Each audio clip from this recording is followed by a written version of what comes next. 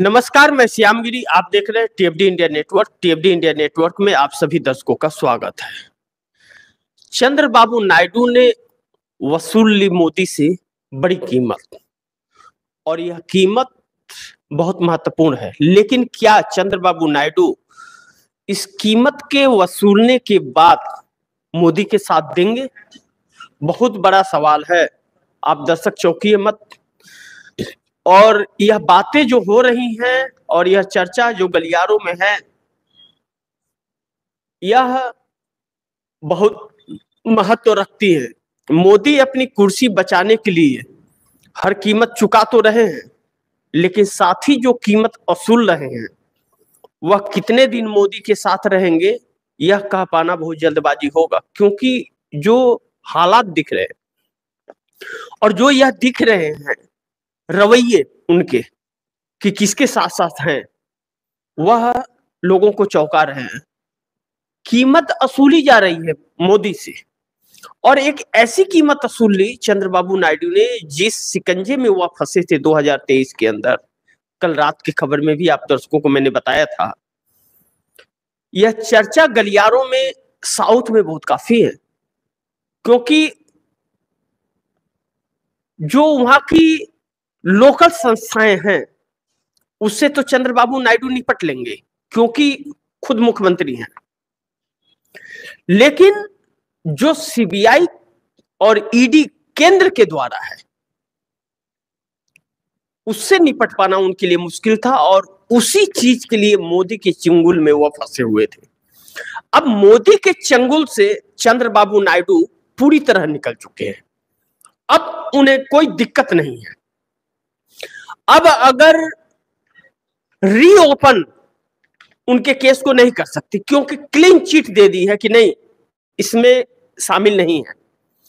वह जो कल रात आपको बताया थे कि 371 करोड़ के कौशल विकास घोटाले में लिप्त पाए गए थे, जिसको लेकर सीबीआई ने उन्हें गिरफ्तार किया था और ईडी ने केस फाइल कर लिया था।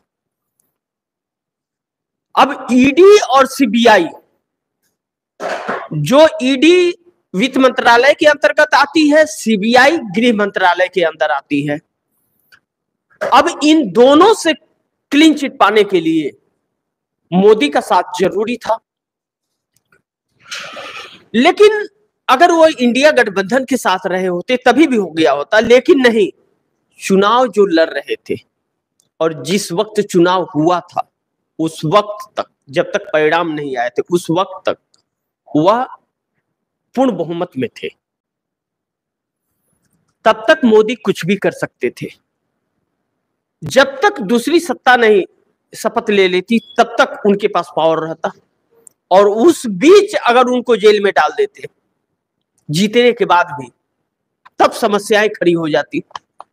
चंद्रबाबू नायडू ने इसीलिए मोदी को समर्थन दिया और मोदी के साथ मिलकर चुनाव भी लड़े थे। लेकिन मोदी से आंध्रा में चंद्रबाबू नायडू की सत्ता पर कोई फर्क पड़े, ऐसा बिल्कुल नहीं है।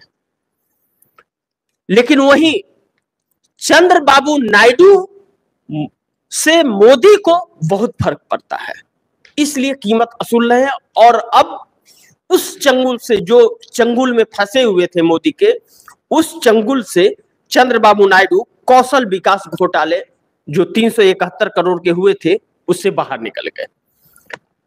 अब चंद्रबाबू नायडू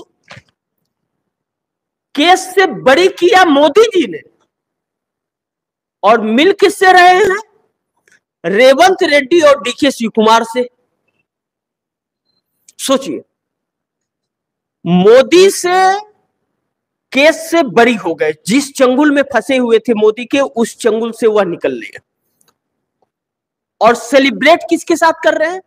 तेलंगाना के सीएम रेवंत रेड्डी और कर्नाटका के डिप्टी सीएम और कांग्रेस के प्रदेश अध्यक्ष डीके शिव कुमार से। मैंने आप दर्शकों को कई खबर में यह बताया था कि चंद्रबाबू नायडू के बहुत अच्छे दोस्तों में एक डीके शिव कुमार हैं, और रेवंत रेड्डी तो चंद्रबाबू नायडू के बहुत ही खासम खास हैं, क्योंकि उन्हीं के पार्टी में थे और सबसे विश्वसनीय थे। अगर किसी के ऊपर विश्वास करते थे खुद के बाद, तो वह रेवंत रेड्डी थे। यह बात मैंने कई बार बताया और यह चीजें हमने बहुत बार देखी है हैदराबाद के अंदर, जब तेलंगाना और हैदराबाद एक साथ था। जिस चंगुल में चंद्रबाबू नायडू जकड़े हुए थे, फंसे हुए थे मोदी के, उसमें से निकल पाना इतना आसान नहीं था कि जिस तरह विपक्ष के नेताओं को घुमा रहे हैं मोदी, वह बहुत मुश्किल पेचीदा सा बात था, लेकिन उस चंगुल से अपनी बार्गेनिंग में कामयाब हो गए। अब चंद्रबाबू नायडू क्या खेल खिलाएंगे आने वाले समय में, अब दर्शकों को यह पता चलेगा। अब चंद्रबाबू नायडू को झेल ले जाएंगे मोदी, इतनी आसान नहीं होगा, बिल्कुल नहीं होगा, क्योंकि चंद्रबाबू नायडू बार्गेनिंग के लिए जाने जाते हैं। अब चंद्रबाबू नायडू का 2 लाख करोड़ रुपए का डिमांड है मोदी से चंगुल से निकलने के बाद। जी हां, आपने सही सुना, 2 लाख करोड़। ना नरेंद्र मोदी दे पाएंगे 2 लाख करोड़ और ना चंद्रबाबू नायडू उनके साथ रहेंगे। यह नजदीकियां उसे लिए हैं। लेकिन एक बात प्रियंका गांधी का, अब प्रियंका गांधी की बातें लगातार होंगी, क्योंकि अब सक्रिय राजनीति के अंदर एंट्री है और इस प्रियंका गांधी के चुनाव को लेकर के वायनाड पर खास ध्यान राहुल गांधी का है। राहुल गांधी खुद जितने वोटों से जीते थे, उससे भी अधिक वोटों से अपनी बहन प्रियंका गांधी को जिताना चाहते हैं, चुनौती देकर। और इसकी तैयारी वायनाड के केरल में जबरदस्त है और सामना वहां अपने ही सहयोगी लेफ्ट से भी है और बीजेपी से भी है। लेकिन उसके बावजूद राहुल गांधी प्रियंका गांधी को जो चुनाव जिताने की प्रक्रिया है और जो चुनाव की तैयारियां हैं, इतनी भारी मात्रा में और मजबूती से कर रहे हैं कि कोई भी रिस्क लेने के मूड में बिल्कुल नजर नहीं आ रहे हैं। बिल्कुल हल्के में नहीं ले रहे हैं कि मैं जीत गया था तो मेरी बहन भी जीत जाएगी। इसके लिए भरपूर तैयारियां, यानी कि हरियाणा में जो सरकार नहीं बनी या चुनौतियां जो राहुल गांधी के पास आ रही है, उससे वह लगातार सबक ही ले रहे हैं, कमजोर नहीं हो रहे हैं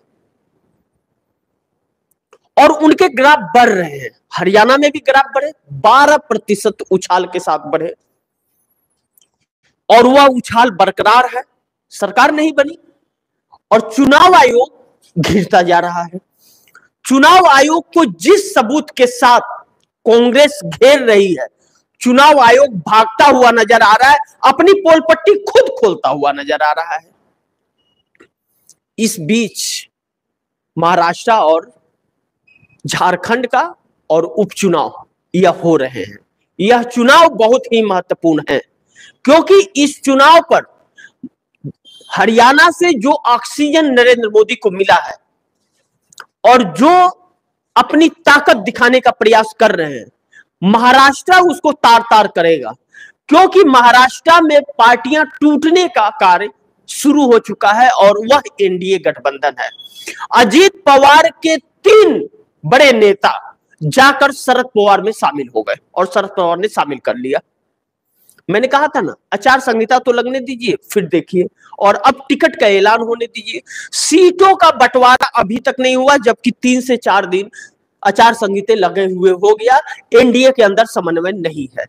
एकनाथ शिंदे और देवेंद्र फडणवीस और अजीत पवार में बहुत ही सर फुटौल है, क्योंकि एक प्रेस कॉन्फ्रेंस महाराष्ट्र में हो रही है और एकनाथ शिंदे भी है, अजीत पवार भी है और देवेंद्र फडणवीस भी है। देवेंद्र फडणवीस से यह पूछा गया कि आपका मुख्यमंत्री कौन होगा, तो उन्होंने यह जवाब नहीं दिया कि मुख्यमंत्री कौन होगा। उन्होंने कहा मुख्यमंत्री हमारा हमारे बगल में बैठा है, इंडिया वाले बताए कि कौन मुख्यमंत्री होगा। शरद पवार ने बहुत सधे अंदाज में दिया कि हमारा सीएम जो होता है वह विधायक दल की बैठक में चुना जाता है, आपका क्या होगा।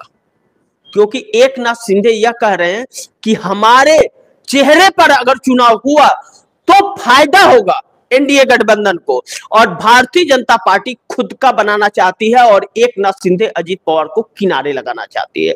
यह तो तय माना जा रहा है कि महाराष्ट्र का परिणाम बहुत चौंकाने वाला होगा, क्योंकि सर्वे और बाकी परिस्थितियों पर बात करना अब बेईमानी हो गया है।